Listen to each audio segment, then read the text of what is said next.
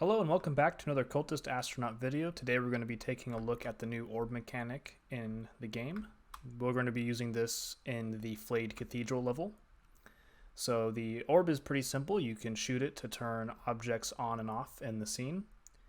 You can also see we have a second one down here, and these two orbs are in the same group, meaning if I shoot this one will update, and you can actually make multiple groups if you want to. For now, we're going to be looking at just one. You may have noticed this already, but if you shoot this, this trap will start chasing you to the bottom of the map. And of course, I can shoot this one to turn it off. And another thing that we can control is doors. So if I shoot this, the door will unlock and lock. One other thing to look at is death. If I die while this saw blade is chasing me, it will reset to the top of the map. And of course, if I turn off the saw blade, it will return to its original position and stay off. Okay, let's take a look at how this was set up in the game. So in order to set this up, what we've done is we've created an orb network. And in the orb network, you can set the off and on color for all the orbs. And if you create a second network, you can choose different colors to distinguish between them. In the future, we're thinking about using symbols or other graphics to distinguish what the orbs do. And you can also drag in the orbs that you will be using. In this case, we're going to be dragging in these two orbs here. And with the orb network, you can actually tell it what it controls. So we have a power source, and it's going to control the saw, the teleporter, and the illusory walls. I can't even say that.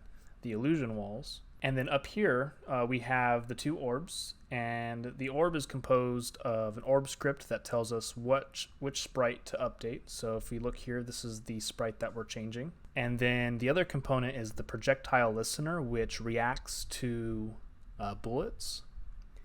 And in here, you can actually set some damage feedbacks. So if it gets shot by a bullet, it will actually spawn a particle system for the sparks. That's those little cinders we see when we shoot it.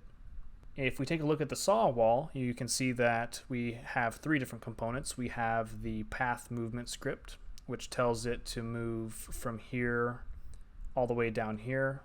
It's kind of exaggerated. I pulled this from another scene. It'd probably be more realistic if it was up here. So this will move this entire collection of saws up and down. And we have it set to back and forth. This allows us to reverse the direction. In the power object script, we're not doing anything fancy here. This just tells us that this is an object that can be powered. All the action happens in this power movement script. You can tell it how it disables. So if you want it to return, like we saw in the demo, you can set it to return. This causes it to move back to its starting position and stop. Or you can use stop, which means that when I shoot an orb, it will stop where it's at. And then, of course, if I turn the orb back on, it will continue moving. And then this checkbox allows you to reset it to the starting position when the player dies, or more specifically, when the player respawns at a checkpoint. The door is pretty simple. It uses the power door component. We're not doing anything fancy here. We're just using it to turn on and off the lock graphic. And then finally, we have the illusory walls. And these walls also have a power object. But more importantly, it has this toggle game object on power, which allows us to toggle these walls on and off.